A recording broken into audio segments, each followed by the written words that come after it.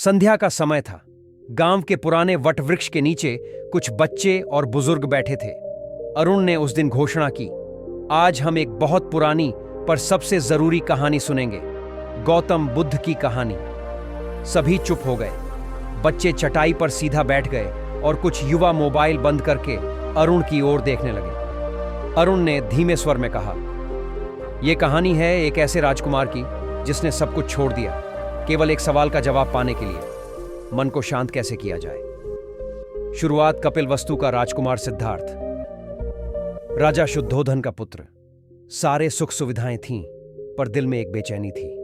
एक दिन उसने देखा, एक बूढ़ा आदमी, फिर एक बीमार और अंत में एक शव। उसे पहली बार समझ आया कि जीवन में कुछ भी स्थायी नहीं, और यही विचार उसकी नींद ने छीन ले गया। एक रात सब कुछ छोड़कर वो निकल पड़ा, सत्य की खोज में।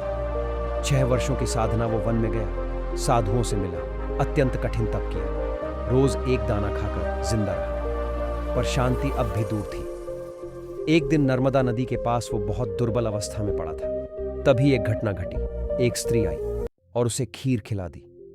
उसी रात उसने एक पीपल के वृक्ष के नीचे बैठने का निर्णय लिया। जब तक सत्य न मिले मैं यहां से उठूंगा नहीं। और वहीं से शुरू हुआ आनापानसति, यानी सांस पर ध्यान। सांस ही पहला गुरु बुद्ध ने आंखें बंद की और सिर्फ अपनी सांस को देखा। कोई मंत्र नहीं, कोई कल्पना नहीं, सिर्फ आती और जाती सांस। मन भागता था, पर वो उसे खींचकर वापस लाते।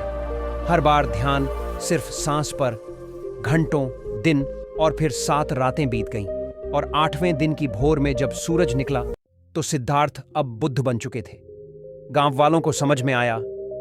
अरुण ने वहां बैठे बच्चों और युवाओं से पूछा, क्या तुम जान पा रहे हो कि उन्होंने क्या किया? कविता बोली, उन्होंने कोई चमत्कार नहीं किया, ना मंत्र, ना देवी देवता, सिर्फ सांस को देखा और खुद को जाना। दीपक ने धीरे से कहा, मतलब शांति कहीं बाहर नहीं, हमारी हर सांस में है। एक वृद्ध की कहानी तभी पास बैठा 80 वर्ष का बुजुर्ग बोला, बुद्ध की एक बात ने मेरी जिंदगी बदली थी। सब चौंक कर उनकी ओर देखने लगे। बुजुर्ग ने कहा, मैं जवान था, बहुत गुस्से वाला।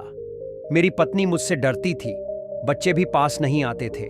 एक दिन एक साधु आया और बोला, गौतम बुद्ध कहते हैं, जब भी क्रोध आए तो 3 गहरी सांसें लो, उसके बाद जो बोलो वो तुम हो। मैंने यही अभ्यास शुरू किया, और अब देखो मेरे पोते मुझसे कहते हैं, दादा आप तो जैसे बुद्ध बन गए। सब हंसने लगे, पर उसकी आंखों में नम्रता थी। बुद्ध और डाकू अंगुलीमाल। अरुण ने अंत में एक प्रसंग सुनाया। एक डाकू था, अंगुलीमाल, सैकड़ों की हत्या कर चुका था। एक दिन उसने देखा कि बुद्ध उसकी ओर बढ़ रहे हैं। वो चिल्लाया, रुक जा। बुद्ध चलते रहे। वो फिर चिल्लाया, मैंने कहा रुक जा। बुद्ध बोले, मैं तो रुक चुका हूं, तू रुक कबेगा? अंगुलीमाल को झटका लगा। पहली बार किसी ने उसकी आत्मा को छू लिया। बुद्ध ने कहा, जो अपनी सांस पर ध्यान देता है वो ही सच में रुक सकता है। अंगुलीमाल वहीं बैठ गया, और वही उसका नया जीवन शुरू हुआ। उस रात गांव के श्वास ध्यान केंद्र में सभी शांत थे। हर कोई अपनी सांस को देख रहा था, बिना डर, बिना जल्दबाजी, बिना उम्मीद के। अरुण ने अंत में कहा, गौतम बुद्ध ने हमें सबसे सरल साधन दिया, अपनी सांस। उससे जुड़ो, बाकी सब अपने आप जुड़ जाएगा। अगर यह कहानी आपके दिल को छू गई हो तो वीडियो को लाइक करें, कमेंट में लिखें, मैं बुद्ध की राह पर चल रही हूं। और धार्मिक सुविचार चैनल को सब्सक्राइब करना न भूलें। पार्ट 15 में जानिए कैसे एक नौजवान जो आत्महत्या करने जा रहा था, सिर्फ आनापानसति से जीवन को फिर से पा गया।